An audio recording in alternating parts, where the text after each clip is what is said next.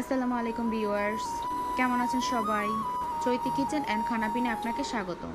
আমি আজকে আপনাদের মাঝে নুডলস রান্নার রেসিপিটি শেয়ার করব।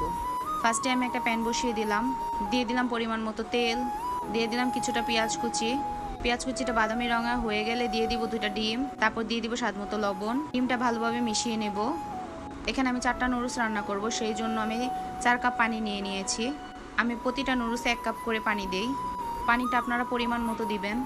ডিমটা আমার ভাজা হয়ে গেছে, এখন আমি পানি দিয়ে দেব। তারপর সব উপকরণ আমি একসাথে মিশিয়ে নেব, ডিমের সাথে পানিটা মিশিয়ে নেব। তারপর দিয়ে দিব ম্যাগি মশলা, স্বাদ বাড়ানোর জন্য দিয়ে দিব মরিচের গুঁড়া। সব উপকরণ একসাথে মিশিয়ে আমি এখানে বলক নিয়ে আসব। বলক চলে আসলে আমি একে একে নুডলসগুলো সব দিয়ে দেব। সব নুডলস দেওয়া শেষ হয়ে গেলে আমি এখানে নাড়িয়ে চাড়িয়ে পানির সাথে মিশিয়ে নেব। কে কীভাবে নুডলস রান্না করেন কমেন্টে জানাবেন। আমার রান্নায় যদি কোনো ভুল হয় ক্ষমা দৃষ্টিতে দেখবেন। সব নুডলস দেওয়া শেষ হয়ে গেছে, এখন আমি সিদ্ধ করার জন্য অপেক্ষা করব।